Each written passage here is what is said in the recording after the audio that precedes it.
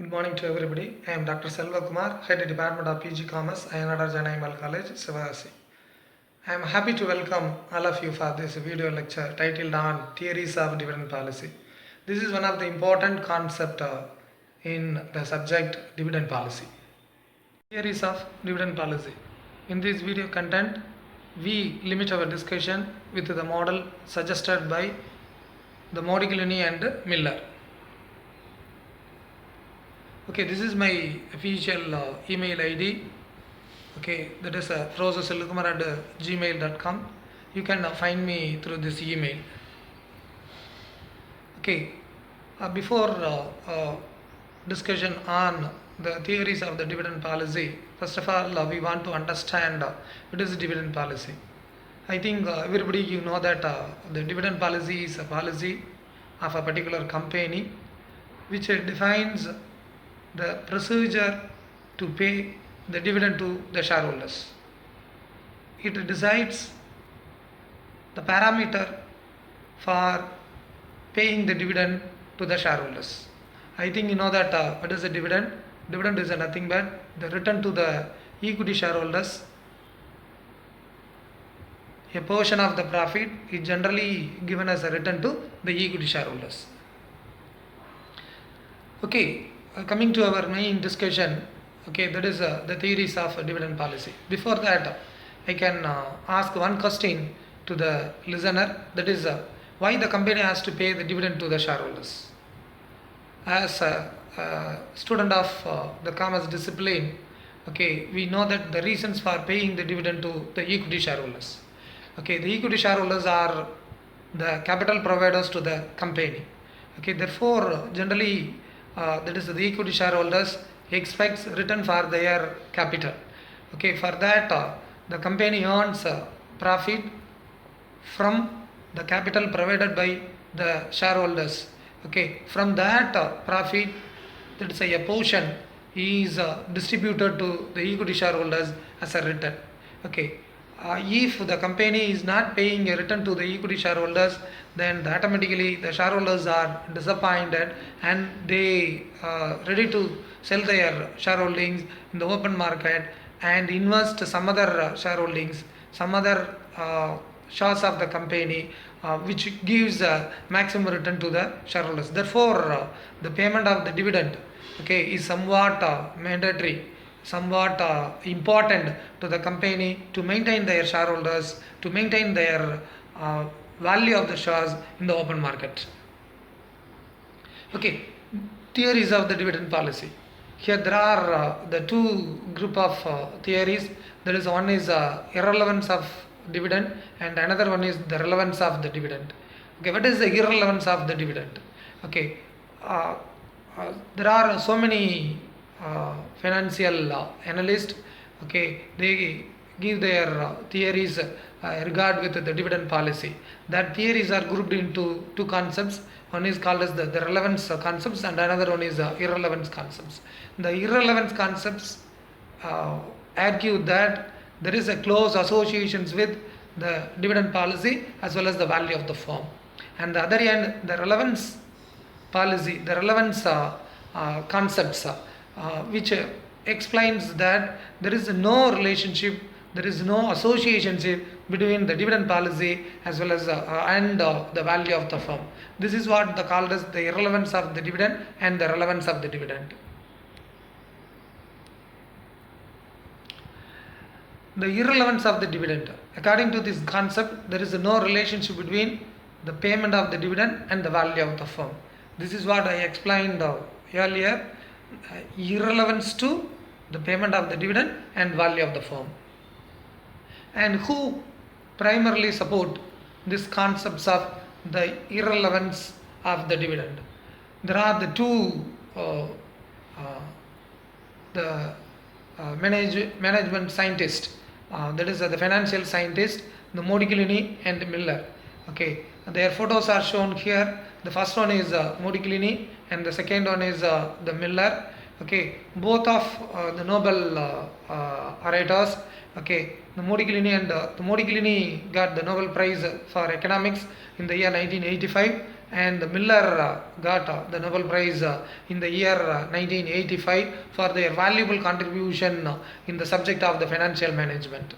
Okay, here both authors, that is Modigliani and Miller, they framed that concept of irrelevance policy, that is with the assumptions of the perfect capital market. That is the capital market is perfect. That means all investors they get all the informations and they take their own decisions, and investors are rational.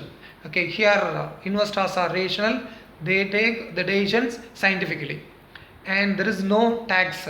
There is no no corporate taxes. The business firms have no corporate taxes. The firm has a fixed investment policy. Okay, there is the firm has a fixed investment policy. That means that there is no changes in the investment policy of the firm, and no risk or uncertainty. Okay, there is no risk in the business. There is no financial risk in the business. These are all some of the important assumptions. On the basis of that assumptions only, that is the Modigliani and Miller suggest this theory. Proof for the approach. The approach can be proved with the help of the following formula. Okay, here he gives one formula that is called as P0 is equal to D1 plus P1 divided by 1 plus KE. Okay, from that from that formula itself, we can frame the another one, that is P1 is equal to P0 into 1 plus KE minus D1, where P1 is equal to prevailing market price of the shares. That means that the market price of the document or shares at the beginning of the year, and KE is equal to cost of equity capital, and D1 is equal to dividend paid at the end of the period, and P1 is equal to market price of the shares at the end of the period.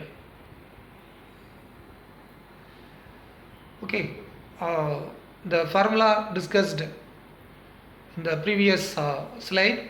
Okay, we can prove that there is no relationship between the payment of the dividend and value of the shares through the exercise. Okay, here I give one exercise. Okay, there is a X company limited as 3 lakh shares outstanding. The current market price of the shares rupees 15 each. The company expects the net profit of rupees 2 lakh during the year, and the appropriate capitalization rate has been estimated to be 20%. The company is considering the dividend of rupees 2.5 per share for the current year. What will be the price of the shares at the end of the year, assuming that if the dividend is paid and if the dividend is not paid? Okay, why here we assume the two situations, then only we can understand the value of the shares are not different if the dividend is paid and if the dividend is not paid. Okay, here the formula is P0 is equal to D1 plus P1 divided by 1 plus KE, and we take a first situation, that is if the dividend is paid. Okay, here P0 is equal to 15 and KE is equal to 20%, that is equal to 0.2, and D1 is equal to rupees 2.50, and P1 that should be calculated. Okay, now we can apply these values in the formula. Okay, then 15 is equal to 2.5 plus P1 divided by 1 plus 20%, that is equal to 15 is equal to 2.5 plus P1 divided by 1.2, that is equal to 1 plus 0.2, that is 1.2. Then 2.5 plus P1 is equal to 15 plus 1.2. Okay, that is the P1, that is a 2.5 in the right hand side of the equaled is transferred to left hand side. Okay, and we got the value of the P is equal to 18 minus 2.5, that is equal to P value is equal to 15.5. This is the value of the equity shares at the end of the period if the dividend is paid. And the value of the shares is calculated now with the assumption that if the dividend is not paid, then here also the values are P0 is equal to 15, K is equal to 20%, that is 0.2, D1 is equal to 0, because here we have the assumption that the dividend is not paid, and P1 is equal to we want to calculate, and applying this value here we have the P value is 15.5. okay, here from these calculations we can understand that the P value is 15.5 if the dividend is paid, and the P value is 18 rupees if the dividend is not paid. What is a comment? What is the conclusions from these calculations? Okay, from the above calculations we can understand that if the dividend is paid, then the investor gets the price of rupees 15.5 per share, and ultimately he gets rupees 18 per share, that is rupees 2.5 as a dividend, and 15.5 rupees 15.5 as the price of the shares, and ultimately he got 18 rupees. Okay, if the dividend is paid, 15.5 as a share price and 2.5 as a dividend, then totally he get 18. okay, and if the dividend is not paid, he get 18 rupees as a share price. Therefore the dividend according to the concepts of okay, both situations, if the dividend is paid and the dividend is not paid, that is the shareholders get the same value. okay,